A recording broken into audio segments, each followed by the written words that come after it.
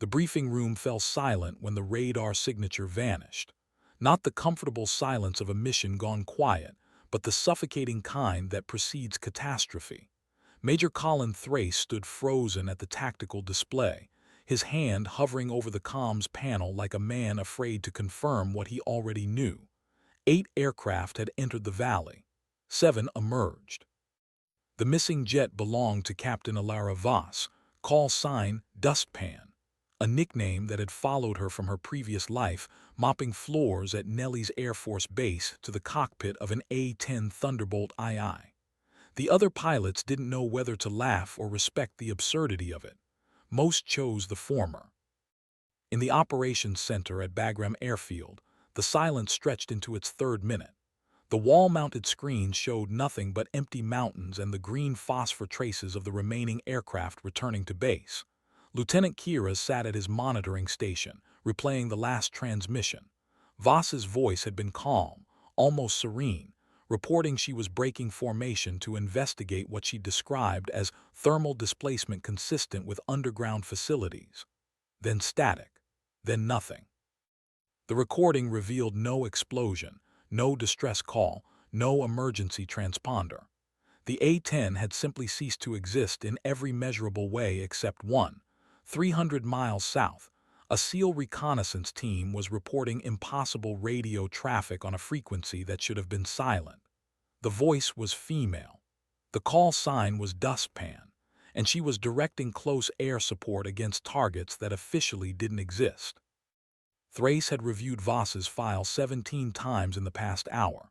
Single mother of 2, former custodial services, night classes at community college while working double shifts, enlisted at 31, flight school at 34, graduated top 15% despite instructors who'd written in her evaluation that she lacked the instinctive aggression necessary for attack aviation.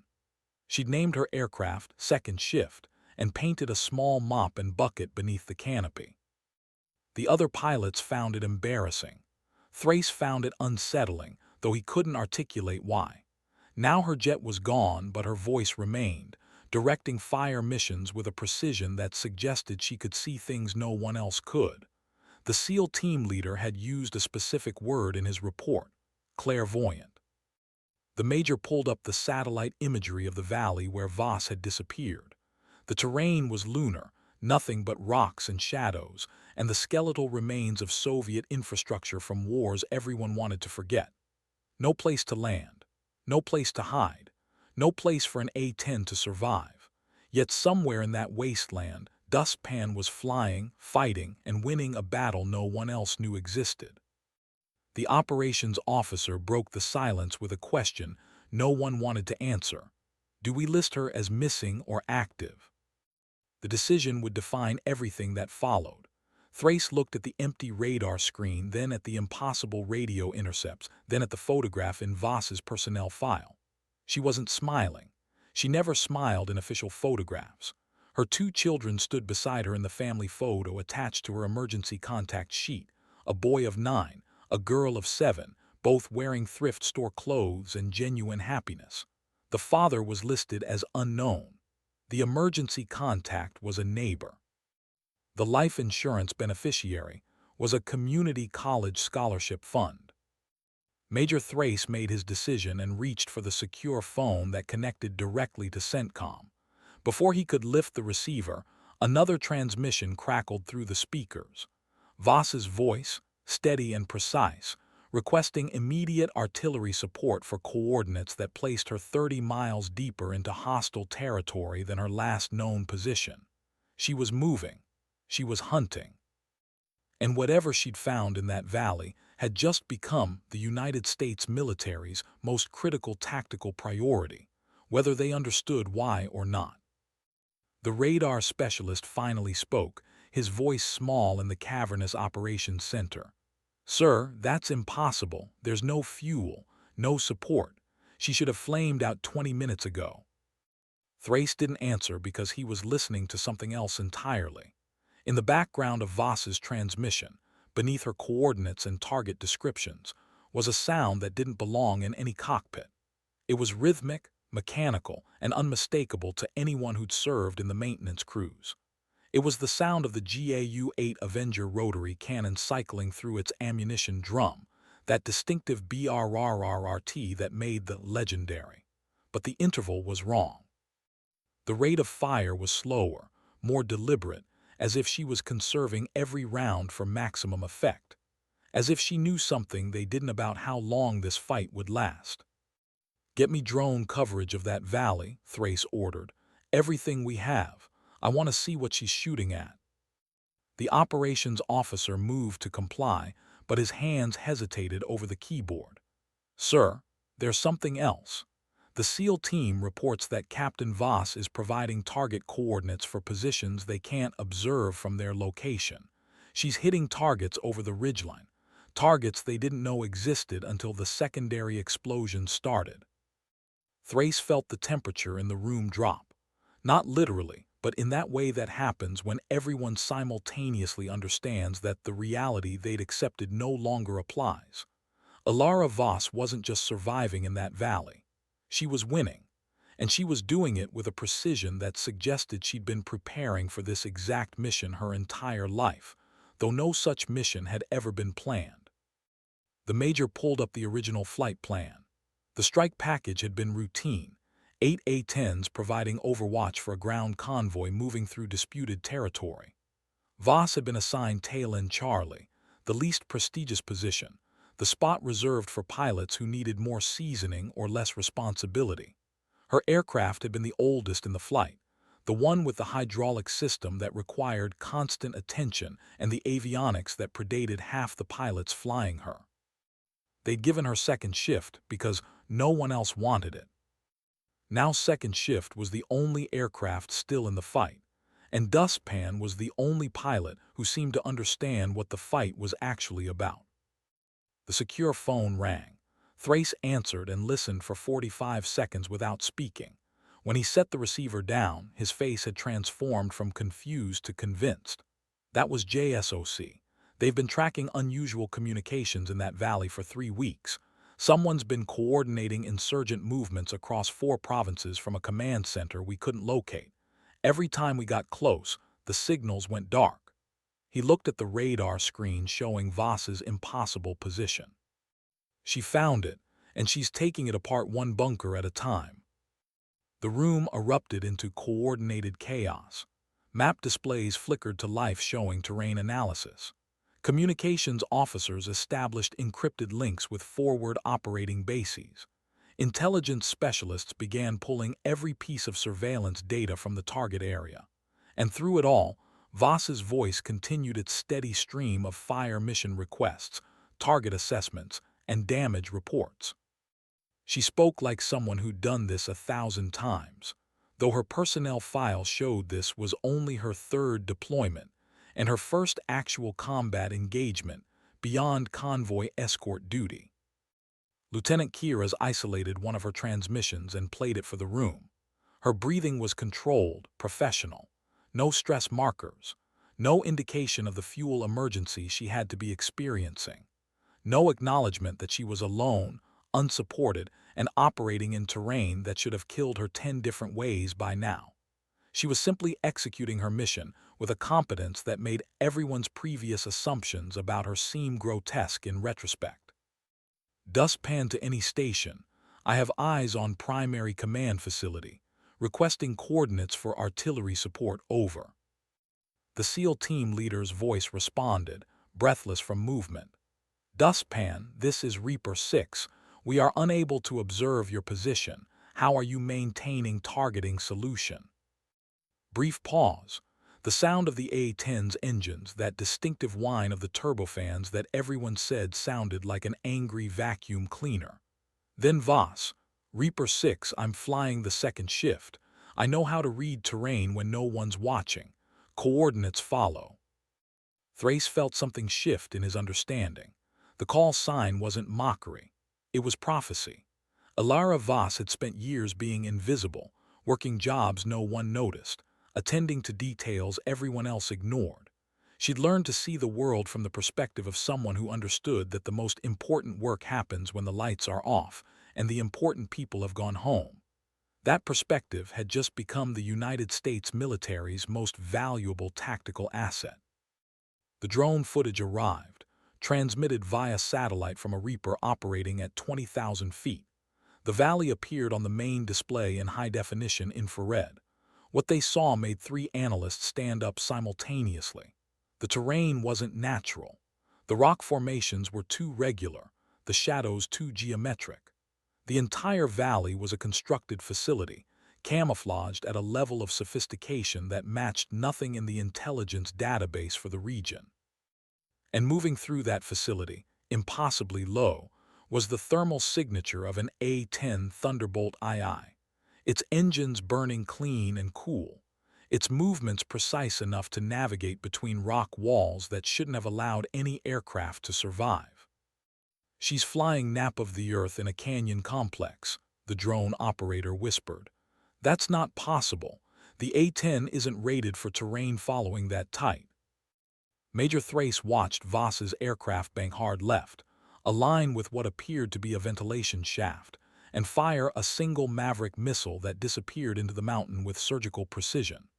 5 seconds later, the mountain exhaled flame from 17 different openings. Secondary explosions rippled through the facility in a cascade that suggested she'd hit something critical: ammunition, fuel, or command infrastructure.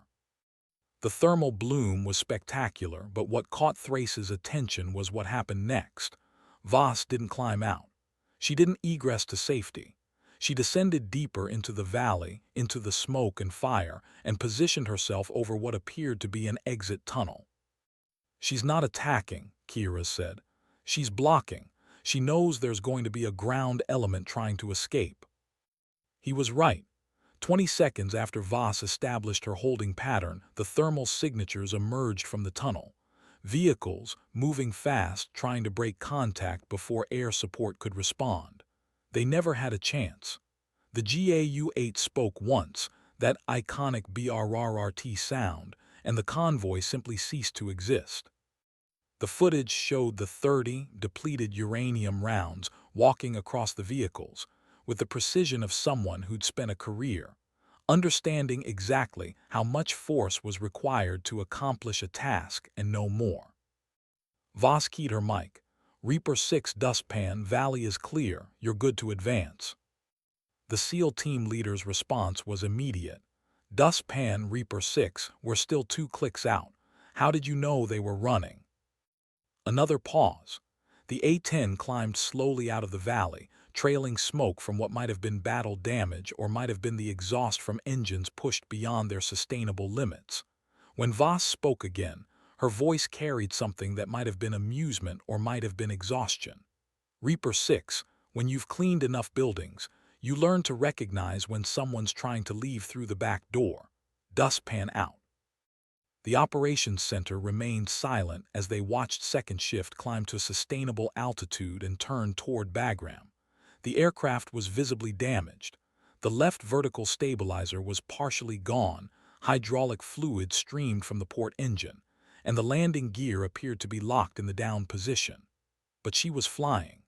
Against every principle of aeronautics and probability, Alara Voss was bringing her wounded aircraft home. Major Thrace initiated the recovery protocol. Emergency equipment positioned. Crash teams activated. Medical personnel alerted. All standard procedures for an aircraft returning with battle damage. But everyone in the operations center understood they were witnessing something that transcended standard procedures. They were watching someone who'd been systematically underestimated demonstrate exactly why underestimation was the most dangerous assumption in military aviation. The approach controller made contact. "Dustpan Bagram Tower, we have you on visual. Status of aircraft." "Bagram Tower, Dustpan. Hydraulics are degraded, fuel is critical, avionics are intermittent, but she's still flying. Second shift always finishes the job." "Dustpan Roger, crash crews standing by. You're cleared for emergency approach, runway 27. Bagram Tower, negative. I'm not declaring an emergency. This aircraft brought me home. I'm not bringing her in hot unless she tells me I need to."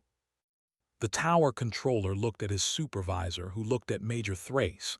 The major leaned into the microphone. "Captain Voss, this is Major Thrace. Your aircraft has sustained significant damage. We strongly recommend emergency protocols." Brief pause. Then, "Major, with respect, I've been flying broken equipment my entire life. Second shift is telling me she's good for a normal approach. I'm inclined to trust her judgment." Thrace found himself smiling despite every regulation that told him he should be ordering her to comply. "Understood, Dustpan. You have the aircraft. Bring her home your way." What followed was a landing that would be discussed in ready rooms for the next decade. Voss brought the damaged A-10 down with the smoothness of someone parking a car after a routine grocery run. The touchdown was gentle. The rollout was perfect. When second shift finally stopped on the taxiway, foam crews surrounded her, but their services weren't needed. Voss shut down the engines, secured the systems, and climbed out of the cockpit with the deliberate movements of someone who was tired but unbroken. The maintenance chief who met her at the aircraft was a 22-year veteran named Santos who'd seen everything combat aviation could produce. He walked around second shift twice, examining the damage, counting the holes, assessing the hydraulic leaks. When he finished his inspection, he stood at the base of the ladder and waited for Voss to descend. She came down slowly, carrying her helmet and flight bag, her face streaked with sweat and stress. Santos snapped to attention and rendered the sharpest salute of his career. Voss returned it with equal precision, then extended her hand. Santos shook it, then spoke words that would be recorded in the maintenance logs and repeated in every squadron for years afterward. "Captain, I don't know how you kept her flying, but I'm proud to maintain an aircraft that brought you home." Voss nodded, looked back at second shift, and said something that only Santos heard. The maintenance chief would never repeat it, but those who knew him said he was different afterward, more careful, more attentive, more aware that every task mattered regardless of who was watching. Major Thrace met Voss in the debriefing room. Protocol demanded a full mission report. Reality demanded something more. He set the standard forms aside and asked the only question that mattered: "How did you know?" Ilara Voss sat in the uncomfortable metal chair and looked at the major with eyes that had seen more than any report could capture. "Know what, sir?" "All of it, the facility, the targets, the escape route. You operated in that valley like you trained there." She was quiet for a moment, her hands folded on the table. Not nervous, just considering how much truth to share. "Finally, sir, I spent 8 years cleaning buildings that important people worked in. Military offices, corporate headquarters, government facilities. You know what I learned? Important people always think the building is empty when the custodial staff arrives. They leave documents on desks. They have conversations in hallways. They forget that invisible people have eyes and ears and minds. I learned to read terrain by reading offices, understanding how spaces connect, where the important rooms are located, how people move when they think no one's watching. That valley was just another building. I just had to figure out who built it and what they were trying to hide." Thrace leaned back, processing. The explanation was simultaneously simple and profound. And the tactical execution. "Sir, when you're a single parent working 2 jobs and trying to get a degree, you learn to maximize every resource. You don't waste motion. You don't expend energy on anything that doesn't move you toward the objective. You learn efficiency because you have no choice. That's all I did today. I saw the objective, understood the resource constraints, and executed with maximum efficiency. It's the same thing I did every night when I was cleaning buildings. The only difference was the aircraft." The major realized he was witnessing something the military hadn't quite learned to value. Ilara Voss hadn't succeeded despite her background. She'd succeeded because of it. Her years of being overlooked, underestimated, and ignored had taught her to operate in the spaces between official attention. She'd learned to see what others missed because missing things in her previous life meant hungry children and unpaid bills. That education had just translated into the most effective single-aircraft combat operation, he'd encountered in his career. "Captain Voss," Thrace said formally, "you're aware that your actions today will be reviewed at every level of command." "Yes, sir." "And you understand that breaking formation, entering unsurveyed airspace, and engaging targets without explicit authorization violated several protocols." "Yes, sir." "Good, because I'm recommending you for the Distinguished Flying Cross, immediate promotion to major, and reassignment to the weapons school as an instructor. The Air Force needs to learn what you know." Voss was quiet for a long moment. Then, "Sir, with respect, I'd prefer to remain with my squadron. My children need stability, and second shift still needs someone who understands her." Thrace had expected many responses, not that one. "Captain, this is a significant career opportunity." "Sir, I didn't join the Air Force for opportunities. I joined because my children needed to see that competence matters more than background, that showing up and doing the work counts for something. If I take a prestigious assignment now, the lesson they learn is that recognition changes everything. But if I stay with my squadron and keep flying second shift, the lesson they learn is that the work itself is what matters. That's the lesson I want them to have." The major understood he was dealing with someone who'd thought more deeply about service and sacrifice than most officers ever would. He nodded. "Request noted, but the recognition is coming whether you want it or not. What happened today can't be ignored." "Then I'll accept it the way I accepted every paycheck from my custodial jobs, sir. Gratefully, but without letting it change who I am or why I do the work." The debriefing continued for another hour, covering tactical details and procedural questions, but the essential truth had been established in those first minutes. Ilara Voss, call sign Dustpan, had proven that the military standard metrics for evaluating talent were dangerously incomplete. Competence came from unexpected places. Excellence emerged from backgrounds the system didn't value. And the most effective warriors were often the ones who'd learned to fight their battles long before they ever wore a uniform. News of the mission spread through Bagram within hours and through the broader Air Force community within days. The initial response followed predictable patterns. Some pilots insisted it must have been luck. Others suggested the intelligence reports were exaggerated. A few quietly noted that Voss's background made her an unreliable indicator of repeatable performance. But these voices grew quieter as the evidence accumulated. The SEAL team provided detailed testimony. The drone footage was unambiguous.